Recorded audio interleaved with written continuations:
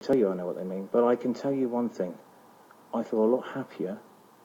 And my son, he said in his words, he said, "Dad, I'm really pleased to have you back." So now I'm a single father with my son, and we're living happily in Longridge near Preston. And I just wish other people get the opportunity like this. Thank you very much indeed for sharing your stories. Veronica, Helen Mary Jones. You state in your evidence that the resettlement arrangements are only in place for those with more than 6 years' service, and that many veterans do not have any opportunity to resolve any problems that have arisen as a result of their service. What help do you believe should be offered to people leaving the armed forces, and particularly those who may experience or may be at risk of post-traumatic stress disorder? Happy for any one of you to start. You like to answer that one? The simple fact is, what needs to be put in place is the correct screening methods. And then there needs to be specific training programs or treatment programs for every individual. Everyone's an individual. We don't fit in boxes.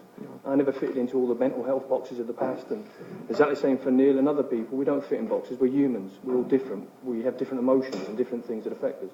And so therefore, ensuring people are screened correctly, ensuring people are debriefed properly when they come back from theatre, ensuring the whole family as a unit is supported. Because once the family breaks down, then there's going to be more of a problem on that person that suffers. So it's not just about the mental health side, though it's very important, but the family can suffer from the mental health side as well. And there needs to be that support on both sides. So there needs to be a better, more well thought out system that presently exists. I've heard on the radio about Dr. Liam Fox and this telephony system. I work in a telephony world for NHS Direct, actually. And I actually find it very difficult how they're going to get that to work. Because if you start chunking someone up and then they're on the phone talking about their emotions, how does that nurse or that practitioner at the other end of the phone interact with that person? Okay? The other problem that comes from that is every call that's taken has a KPI, the key indicators.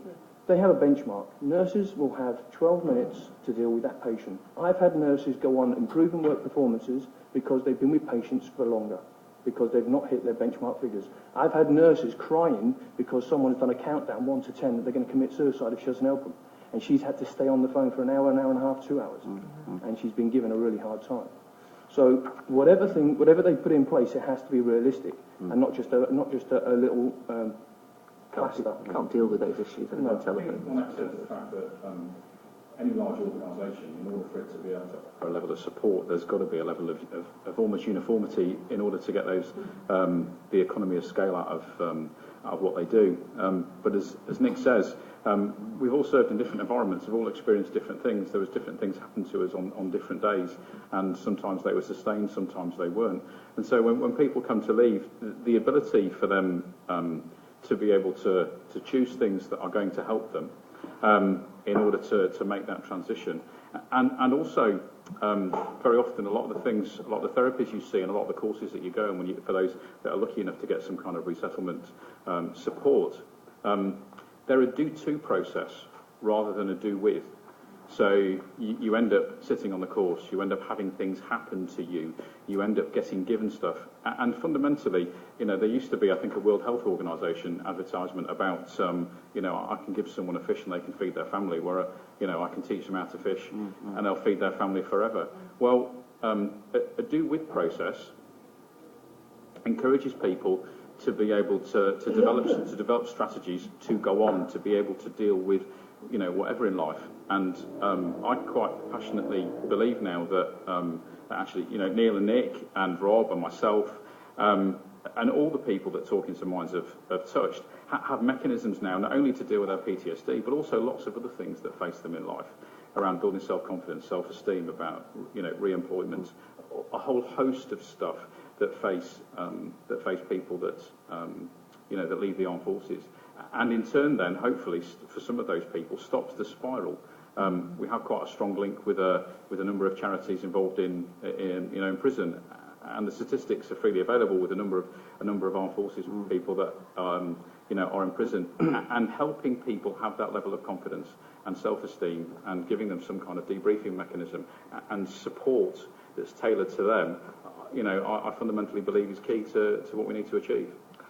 We've asked other witnesses this, and some witnesses have said to us that there are other countries where the kind of debriefing and the support that people get when they leave the forces is much better than what's available to people leaving the armed forces in Britain. Do you have any sort of experience of other countries which we might take a look at and say, well, perhaps they do it better there? The Americans obviously do better in the fact that they accepted that mental health after combat was a much more serious problem. We in Britain actually started the research into that. We handed all the research to the Americans. They took it on. Vietnam became a real problem for them, hence the term going postal, because a lot of it was due to Vietnam veterans. They took it far more seriously than this government. When I was in hospital, and back in '82, there had been contact made because there were a lot of Northern Ireland veterans who were suffering from mental health issues because the stress of walking through the streets through your own people, knowing that you may have to shoot somebody or maybe you make a mistake and kill an innocent civilian, which did happen far too often, but unfortunate because the people were armed.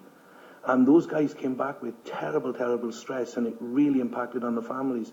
But we knew that there were mental health problems, but we chose to do nothing about it because it was a case of stiff upper lip.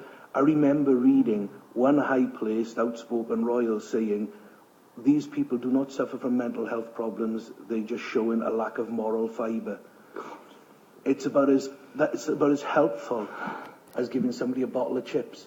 It's not going to help anybody when the attitude from the hierarchy ignores the problem of the people at the bottom. How is it that we notice everybody that seems to suffer always comes from the ranks and never from up above? Because there's a better system put in for up above than there is for below. And I'm not trying to say a them and us situation exists, but there is clearly a better mop-up system. But because the amount of people that do suffer, I suffered for 24 years. And I had to largely suffer in silence because the military chose to ignore that PTSD existed. It only was allowed to exist after 1987. 1982, all the veterans who suffered there, all the people who suffered in Northern Ireland, all the people who suffered in conflicts and policing actions before that were largely ignored. I've met people from the Second World War who were brutalised by the Japanese who, if it wasn't for combat stress, would have received no mental health help whatsoever. The big problem is that it's become a stigma for the guys. The guys wouldn't present before because there was nobody to present to. Then after 87, they wouldn't present because it was a stigma and it would ruin your career. But largely what's happened over the years is that people chose to bury it because it was expensive to deal with, because we were looking at lots of psychiatrists.